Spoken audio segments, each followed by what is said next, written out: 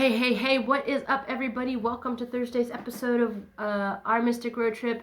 And that's right, it is Thursday. That means it is Tarot Thursday. This is where I take a look at one tarot card every week and really do a deep dive into it to help you get some more vibe action happening to it. I'm just going to start saying whatever the fuck comes to my mind.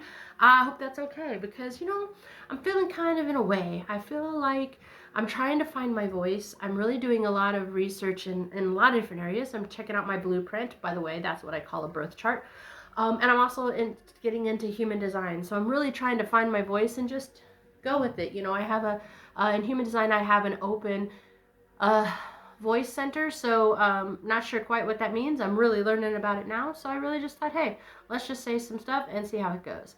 Anyways, if you haven't been here before, this is our Mystic Road Trip. It is a website. What the frick?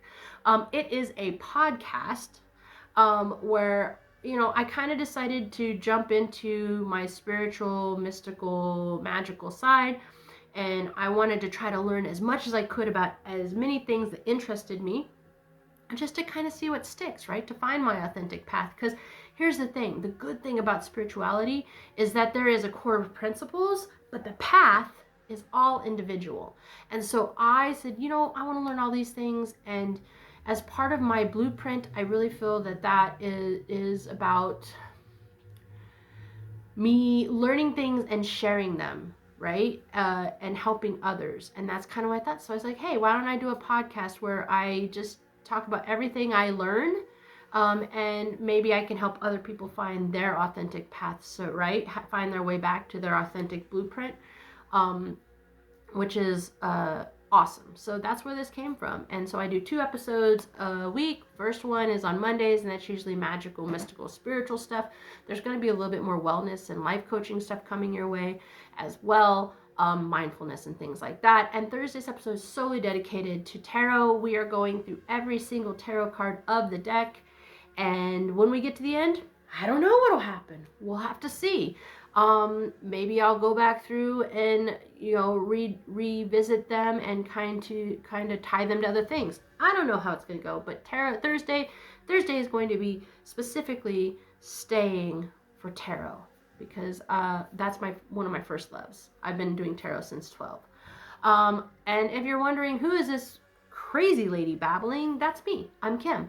I am a tarot reader and astrologer. I am a holistic dietitian, a meditation guide. I am a spiritual wellness life coach. I am a lover of everything woo-woo and strange. So on top of all the magical, mystical stuff, we may get some stuff in there that are kind of a little crazy. I've already done one on Atlantis, which I thought was pretty cool. I've done one on ley lines.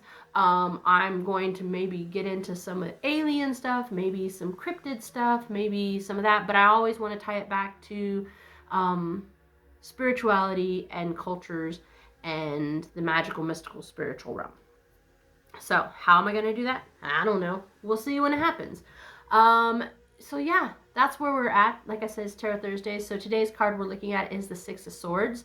But before we do that, let's talk about some housekeeping and some shameless plugging. Shouldn't we? We should.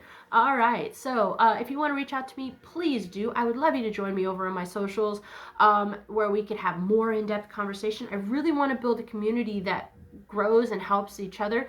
And Pluto is in Aquarius for quite a while, and Aquarius is about rebellion and the group communication. And so I'd really like just to create a community that help each other grow and also try to work collectively to make the world a better place. And it needs to be, because if I'm honest with you, and I'm not trying to be pessimistic, but right now it does feel like the world is a garbage fire. It does. There are some very fine sparks of beautiful things that are happening, but in general, I do think we all have to come together and collectively raise the vibration of Earth to combat what's happening in the world. So that's what I hope to do. So if you want to reach out to me, please do join me on my socials. I have TikTok, I have Instagram, I have Facebook, all of those things. There's a way to get to me down there. There's also an email. Shoot me an email. If you're old school, rock it out. Give it to me. I answer my emails. Sure. Mostly. If you ask my students, I'm also an English teacher. Sometimes I don't answer them as quick as I probably should, but I will get to them, I promise you. If you are wanting to support the podcast, hey, I really appreciate that. But I don't need a lot of things. If you want to shoot me some cash, you can do that. There are ways to do that. But if you want to support, just liking, comment, sharing, following, all that stuff, interacting with the video or the podcast audio is great. It shows the algorithm that people are interested. And guess what? If some people are interested, maybe more people will be interested. And so it pushes me out into the universe, and hopefully we can build that community we talk about. Other than that, if you want more information on this stuff and so much more, I do have a Medium publication. I am a writer by trade. That is my main career right now as I start to build my coaching and wellness business.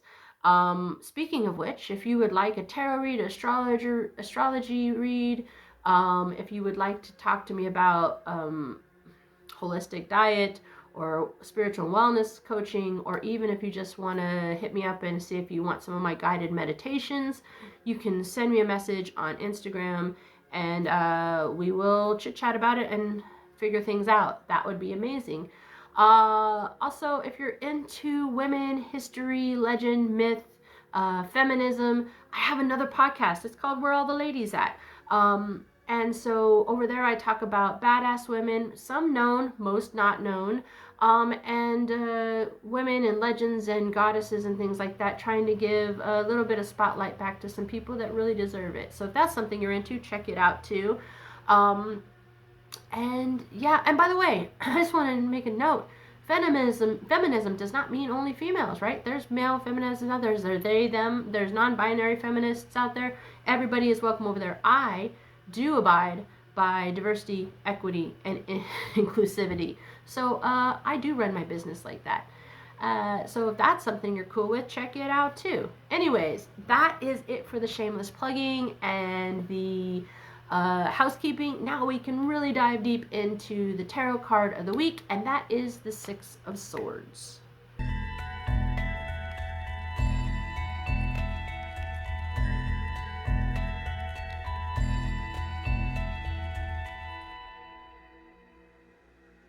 All right, so here's the thing, guys. The Six of Swords is a card that holds powerful messages. So what I want to say before we dive in further is that I kind of covered this, I think, when we first started this suit of swords, but I want to reiterate.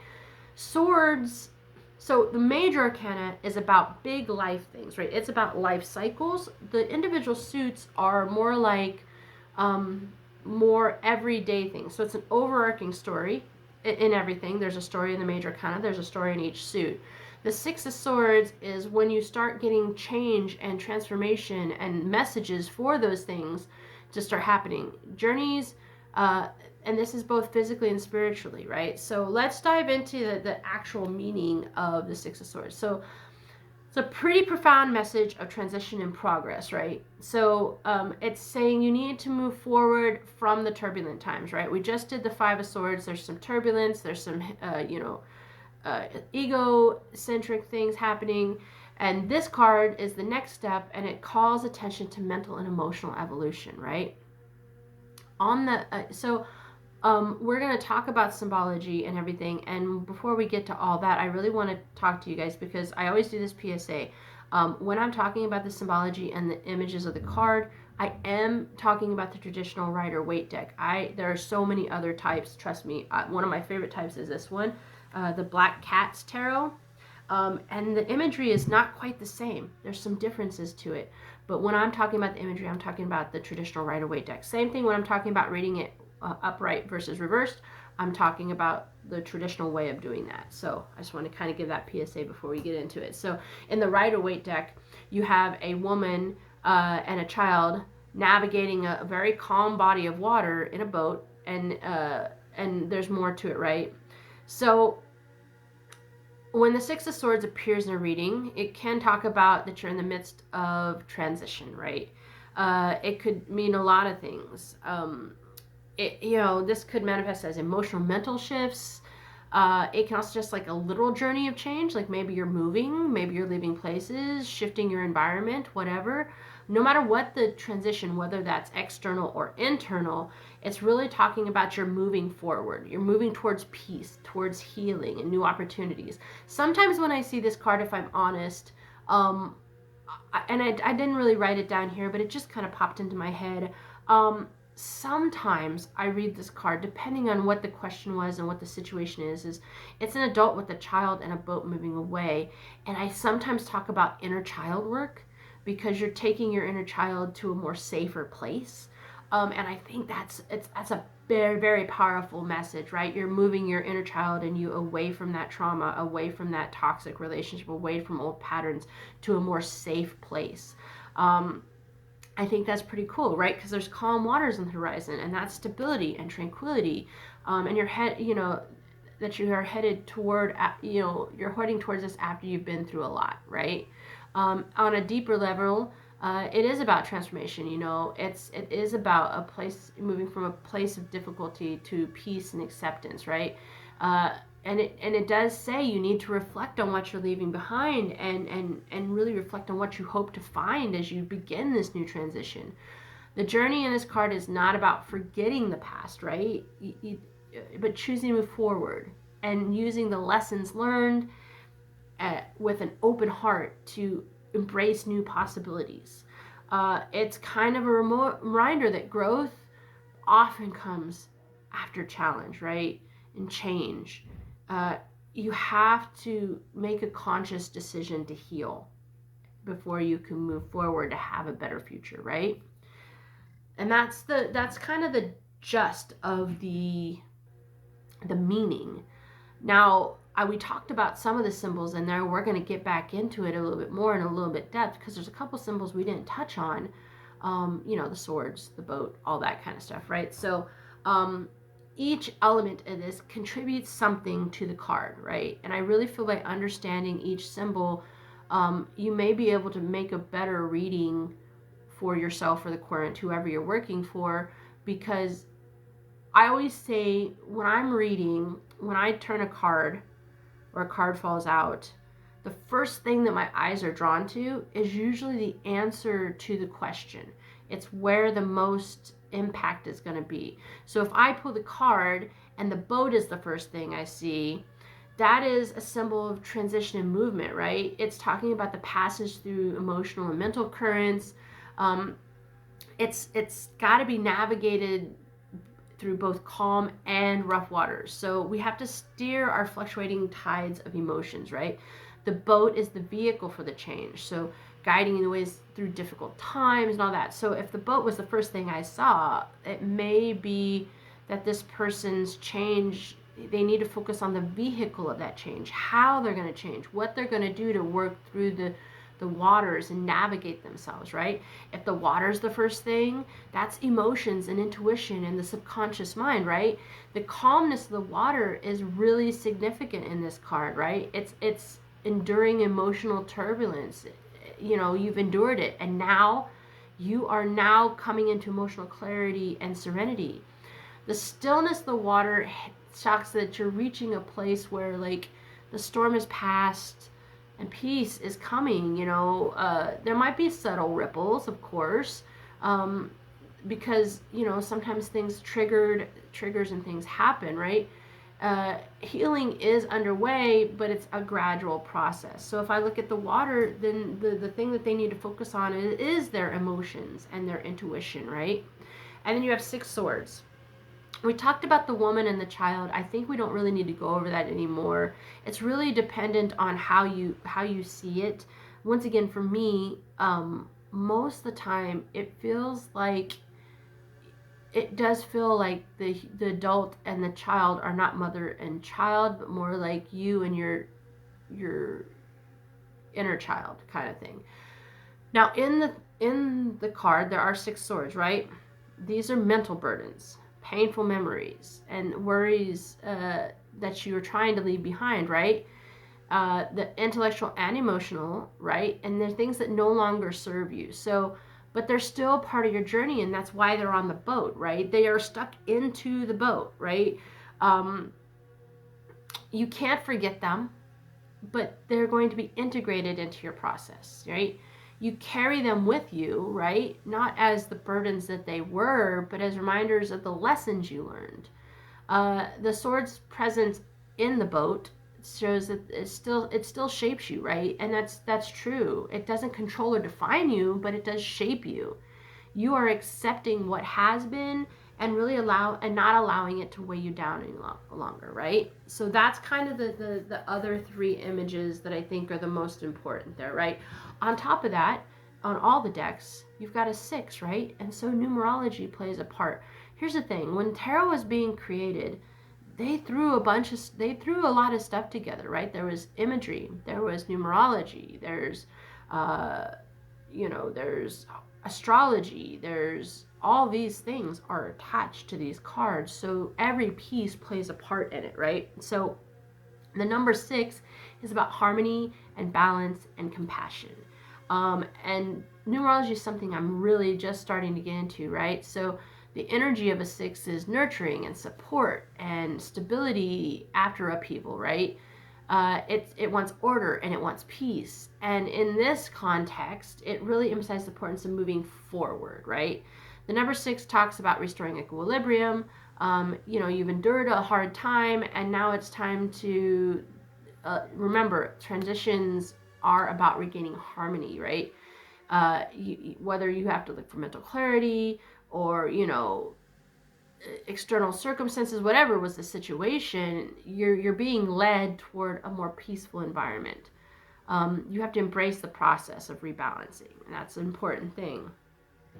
6 is also about nurturing, care, familial support. So in this case, it would say that maybe that nurturing energy could come from others, and they're going to help guide you and they're going to help support you, right? Perhaps you're not as alone in the journey as you think you are. It could, that could be people just giving you practical help, emotional support, whatever it is. There's people out there. You don't have to do this transition and this change alone, allow people in, let people in. There's also a sense of moving from the disharmony towards peace, putting your life back together.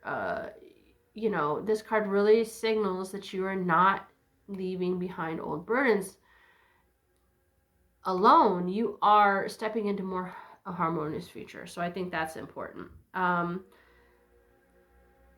If we look at how to read this, right? So we've got the symbology down. We got a little bit about the numerology. You have all that information. Let's talk about how you might read it. So upright, there's a huge period of transition, right? We talked about that. We kind of talked about what it meant upright. We talked about that when we talked about the meanings. Now, let's focus a little bit on the reverse. So when it appears in reverse, there may be some resistance to change and transition, right?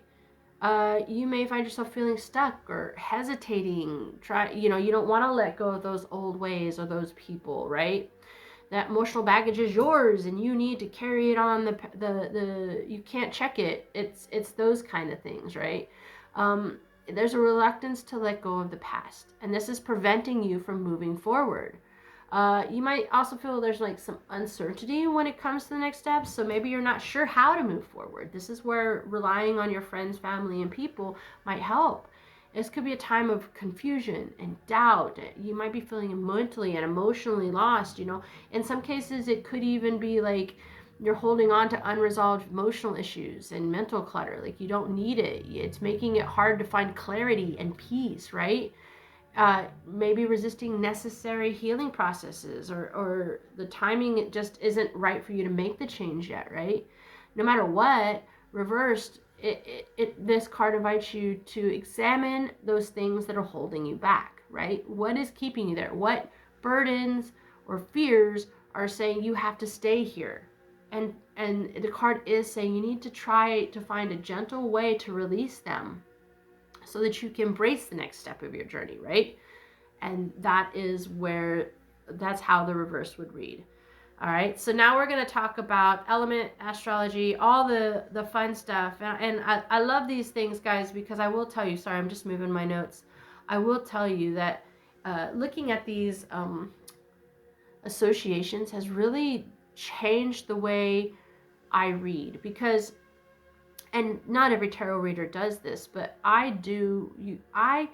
Look, tarot is, most people look at it as predicting, right? And yeah, it can do that. It can predict some things for sure. But it is also a tool for insight and contemplation, and you can use it for mindfulness and mental growth. So I think that having these associations helps me when I'm reading for people and for myself to really give some more well-rounded ideas, right? A card that's attached to Venus is going to have very different ways of handling it than a card that's attached to Mercury, right? Or a card that's attached to Mars. These are all different aspects. Is it a fire element? Is it a water element? Is it an air element? Those all have different realms, right? Is it attached to a Leo? Like Leos are this, and right? So there's all these things. By understanding those associations, I can give a deeper reading. And also, if somebody's looking for a little prediction, there's more to read in there than that, right? So, of course, swords are air, right? Swords are air. We've talked about that. So, communication and mental headspace, right? This particular card is attached to the Aquarius sign. And because that air sign is kind of known for being progressive and forward thinking and having innovative qualities, right? So Aquariuses are all about kind of breaking free and getting rid of those outdated patterns, which is why Pluto being in Aquarius right now is such an amazing thing.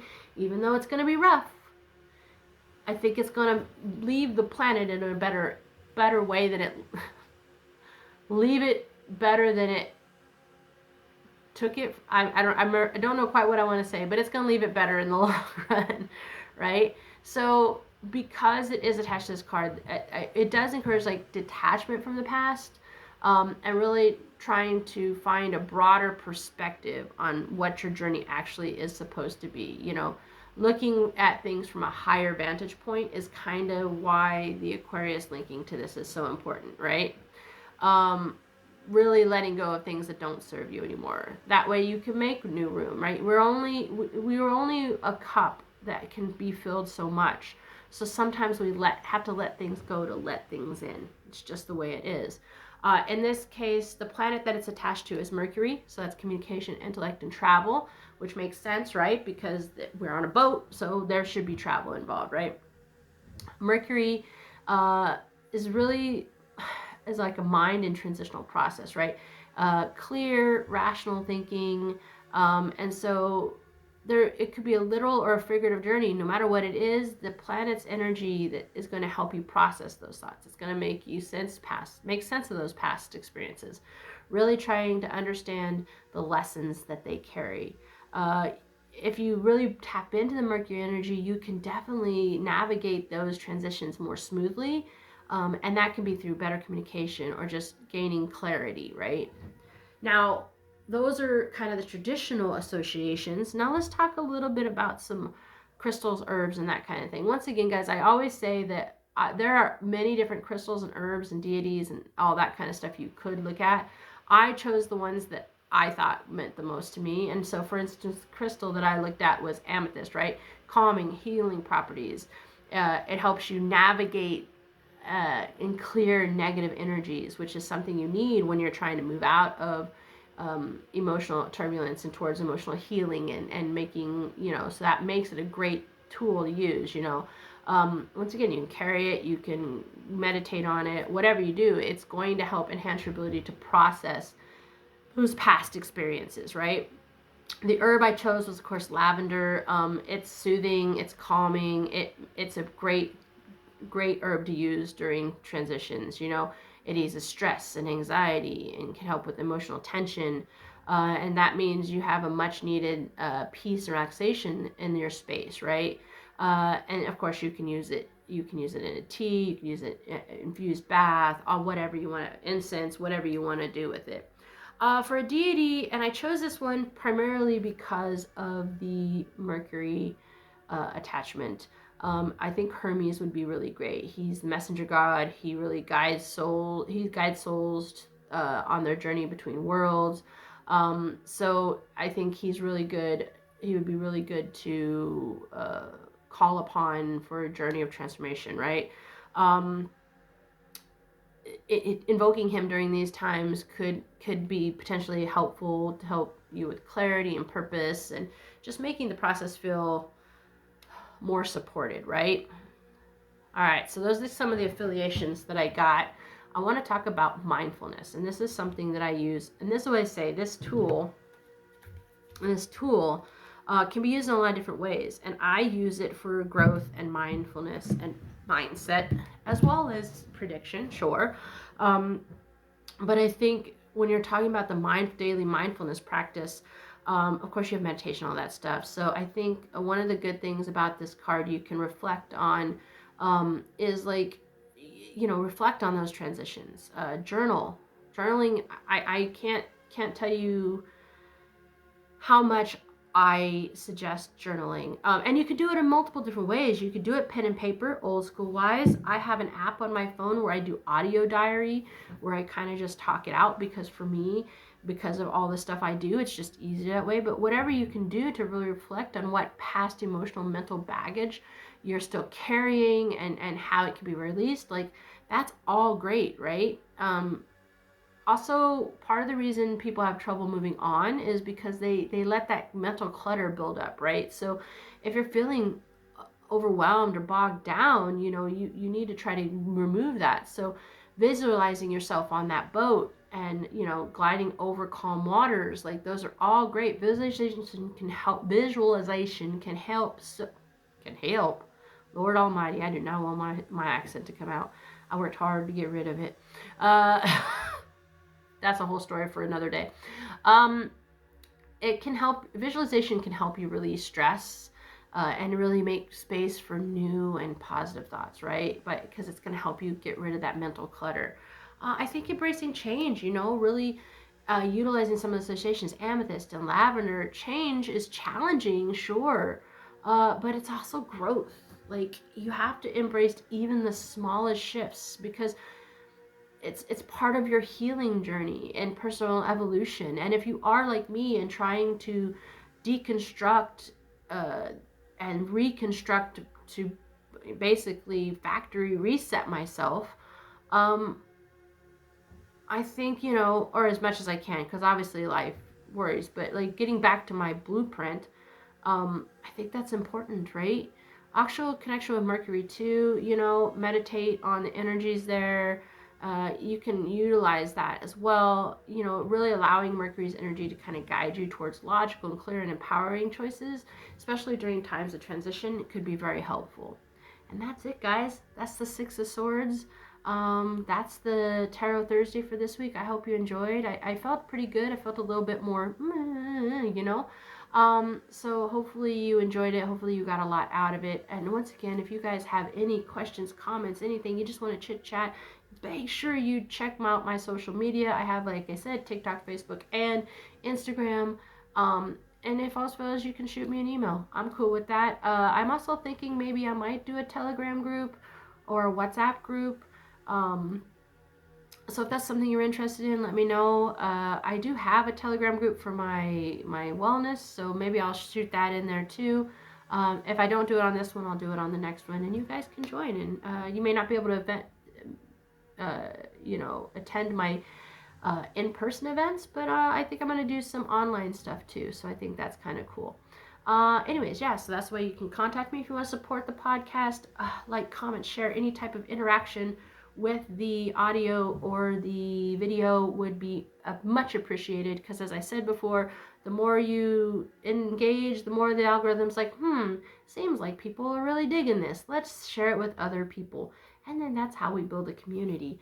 If you want to kick cash my way, there's ways to do that. I have a Buy Me a Coffee and a Patreon, both, so check those out. And hey, if you are interested in tarot, astrology, life coaching, meditation, all of that stuff, and you want to talk to me about gaining my services, please, by all means, reach out to me via a direct message, and we can chat about that as well. If you do want more on this and so much more, check out my Medium publication. And as I said in the beginning, if you're into women, history, legend, myth, feminism, and all that kind of good stuff, make sure to check out my other podcast, Where All the Ladies At. It's pretty awesome. All right. And as usual, guys, that is everything. I hope you have a wonderful week. Please stay curious, stay blessed, and stay safe.